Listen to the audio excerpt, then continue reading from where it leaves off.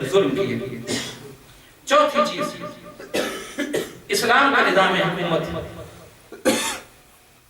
باقیدار باصلاحیت لوگوں کو عہدے دینے کا حکم دیتا ہے۔ قرآن کہتا ہے کہ جو تمہارے پاس امانتیں ہیں انہیں اہل لوگوں کے سپرد کرو۔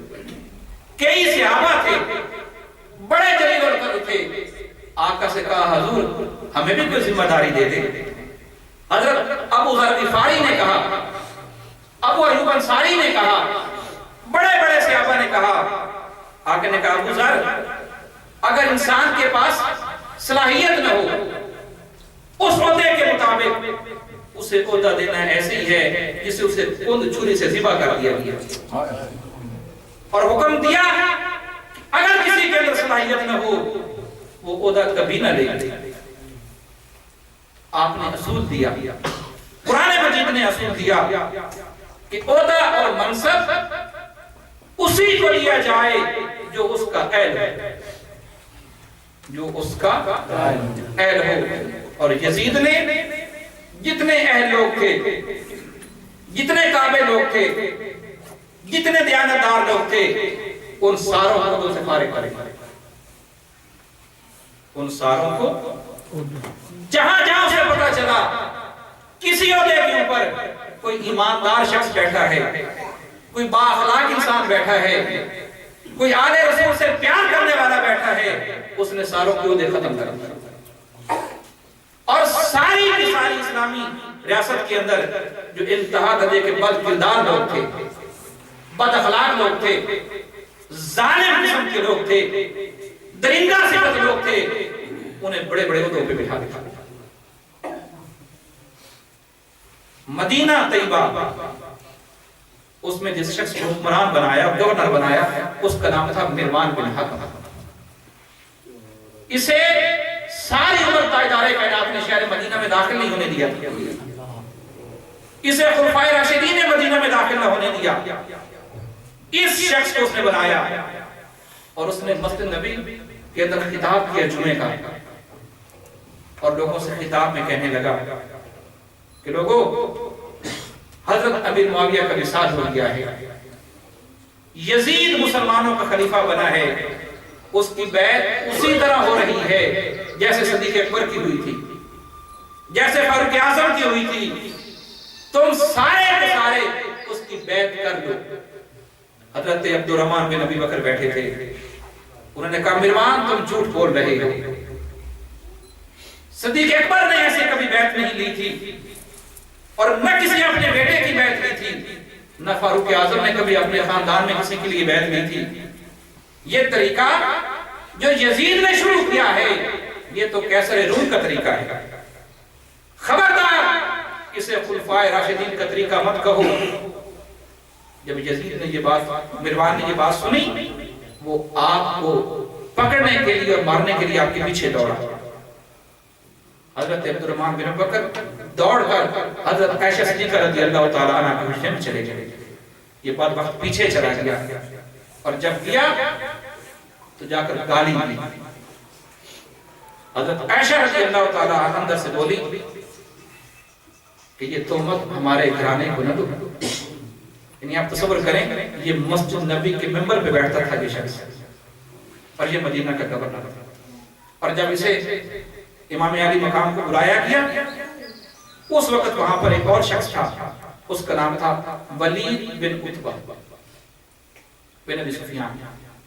تو اس مروان نے کہا آج حسین سے بیعت لے لو، اگر آج تم امام حسین سے بیعت نہ لے سکے پھر کبھی نہیں لوگے، اور اگر حسین انکار کرتا ہے ابھی اس کو قتل کر دو۔ آپ اندازہ لگا، یہ مدینہ طیبہ کا گورنر ہے، عبید اللہ بن زیاد یہ بصرہ کا گورنر تھا، پھر سے کوفہ کا گورنر بنایا۔ وہ جب خطاب کرتا تھا جمعہ کا، اس کے خطاب کے یہ جملے ہوتے کہ لوگوں مجھے نظر آ رہا ہے کہ تمہارے اندر بغاوت آ رہی ہے، سرکشی آ رہی ہے، تم یزید کی بیعت سے نکلنا چاہتے ہو، خبردار مجھے لگ رہا ہے کہ تمہاری سر کی فصلیں کاٹنے کے لیے تیار ہو چکی ہیں۔ اور کہتا ہے جس نے یزید کی بیعت سے انکار کیا میں اس کا سر قلم کر کے رکھتا ہوں. اندازہ لگائیں کس کیٹیگری کے لوگ اس نے اپنے گورنر بنایا. اس پر حضور نبی اکرم صلی اللہ علیہ وآلہ وسلم نے بہت سی اپنی حدیث کے اندر ارشاد فرمایا. آقا نے فرمایا ہلاک هذه الامہ علی یدی غلامۃ من قریش، کہ میری امت کی ہلاکت، تباہی اور بربادی قریش کے کچھ نوجوانوں کے ہاتھوں ہوگی. اور ایک اور مقام پہ آپ نے ارشاد فرمایا ان ہلاک امتی اور فساد امتی رؤوس الامراء غلامۃ الصفہاء من قریش، کہ میری امت کی تباہی، بربادی اور فساد قریش کے نوجوانوں کے ہاتھوں ہوگا جو بے عقل بھی ہوں گے، بے شعور بھی ہوں گے، احمق بھی ہوں گے. حضرت ابو ہریرہ رضی اللہ تعالیٰ عنہ سے پوچھا گیا کہ آقا نے جو صفحہ کہا ہے اس کا معنی کیا ہے؟ تو حضرت ابو ہریرہ رضی اللہ تعالیٰ عنہ فرماتے ہیں اس کا معنی یہ ہے اگر تم نے ان کی اطاعت کر لی تو تمہارا ایمان برباد ہو جائے گا، تمہارا دین برباد ہو جائے گا، اور اگر تم نے ان کی اطاعت نہ کی وہ تمہیں ہلاک کر دیں گے اور تمہارا جان مال سب کچھ لوٹ لیں گے. اس قماش کے لوگ، اس کردار کے لوگ یزید نے ساری اپنی سلطنت کے اندر اپنے گورنر اور اپنے عامل بنا دیے. اور فوج کے اندر جو انتہا درجے کے سفاک قسم کے لوگ تھے، درندے قسم کے لوگ تھے، انہیں فوج کا جرنیل بنایا. اب آپ اندازہ لگا لیں یہ اسلام کی فوج تھی. کس کی فوج تھی؟ اسلام کی فوج تھی. تو یہ اس نے جو قرآن و سنت نے پیمانہ دیا تھا کہ تمہارے عامل کیسے ہونے چاہیے، تمہارے حاکم کیسے ہونے چاہیے، اور اسی کی وجہ سے نبی اکرم صلی اللہ علیہ وسلم نے فرمایا. کعب بن عجرہ روایت کرتے ہیں کہ ہم نے آقا سے پوچھا آپ نے یہ جو فرمایا ہے کہ جو سفہاء لوگ ہوں گے، احمق لوگ ہوں گے، بے شعور قسم کے لوگ ہوں گے، ان سے میری امت کی ہلاکت ہو جائے گی، میری امت کا سارا نظام وہ تباہ اور برباد کر کے رکھ دیں گے. آقا تھوڑی وضاحت اور فرما دیں وہ کون ہوں گے. آقا نے فرمایا امراء یکونون بعدی، میرے بعد تمہارے حکمران ہوں گے، لا یہتدون بہدی، وہ میری ہدایت پہ نہیں ہوں گے، ولا یستہون بسنتی، وہ میری سنتوں پہ نہیں چلیں گے. فمن صدقہم بکذبہم، جس نے ان کے جھوٹ کی تصدیق کی، وآنہم علی ظلمہم، اور ان کے ظلم پر ان کی مدد کی، ان کی اعانت کی، فَأُولَئِكَ لَيْسُوا مِنِّي وَلَسْتُ مِنْهُمْ، ان کا میرے ساتھ کوئی تعلق نہیں ہوگا، میرا ان سے کوئی رشتہ نہیں ہوگا، کوئی تعلق نہیں ہوگا، اور ان کا میرے ساتھ کوئی رشتہ اور تعلق نہیں ہوگا. پھر فرمایا وَسَيَرِدُونَ عَلَى حَوْضِي، اور وہ میرے حوض پر بھی نہیں آئیں گے. اسی کے علاوہ اور بھی آپ نے ان کی بہت ساری چیزیں بیان کی اور فرمایا کہ یہ لوگ جہنم میں جائیں گے، وہ سارے کے سارے.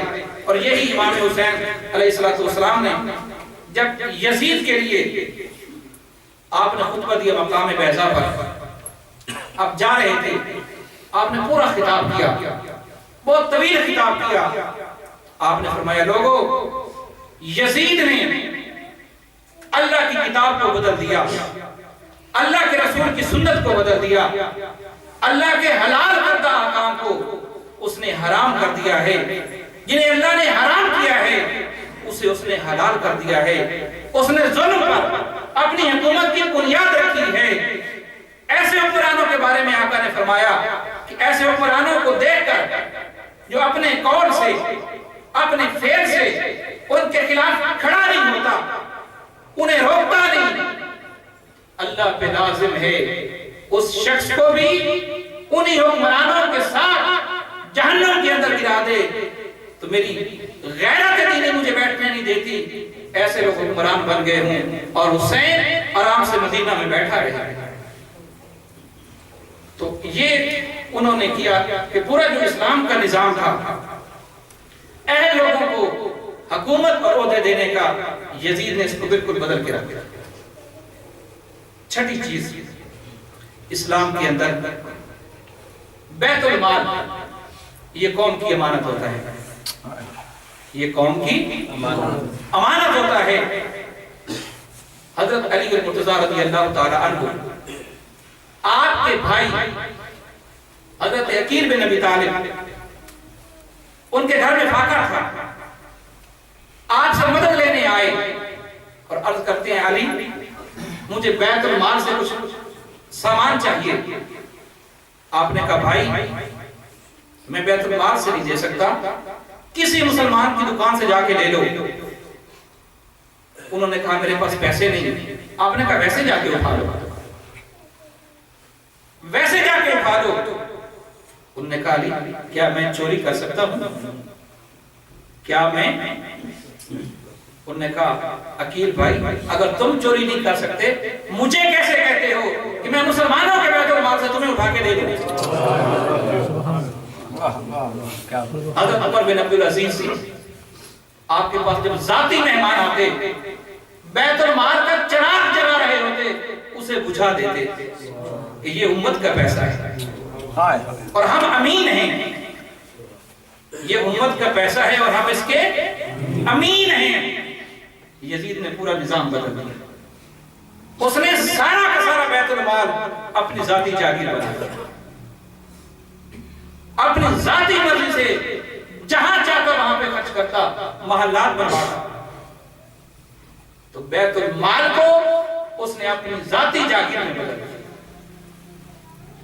پھر ساتویں چیز، یزید اس کا بھی بانی ہے کہ وہ لوگوں کے ایمان خریدتا، ان کے ضمیر خریدتا. بڑے بڑے صحابہ جو یزید کی بیعت کے لیے تیار نہ ہوئے اس نے ان کے ضمیر خریدے. کئیوں کو خرید لیا اور کئیوں کو خرید نہ سکتے. آفر بڑوں بڑوں کو کی.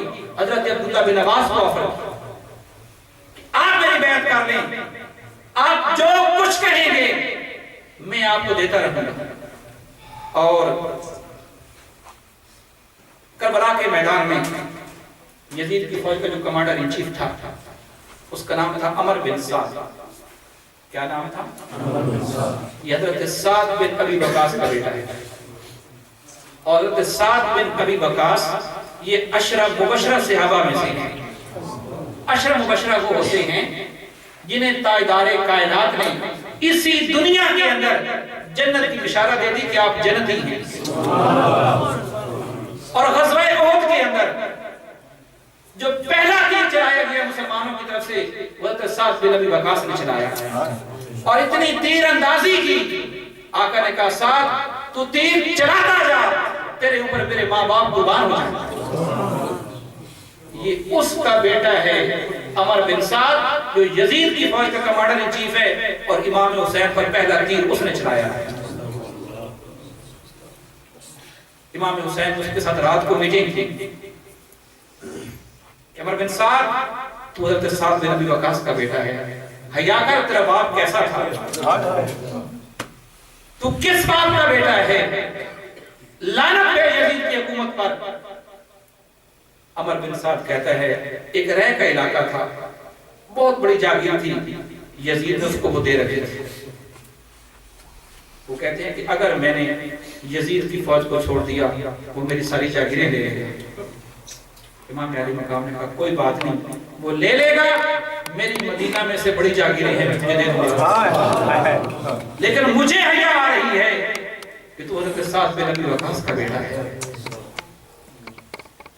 لیکن ان پر مال و دولت اتنا غالب آ چکا تھا، یزید نے ان کے ضمیر خرید لیے، ان کے ذہن خرید لیے، ان کے ایمان خرید لیے اور ساتھ یہ دھمکی بھی دے دی کہ اب جو مجھے چھوڑ کے جائے گا میں اسے اور اس کے پورے خاندان کو قتل کر دوں.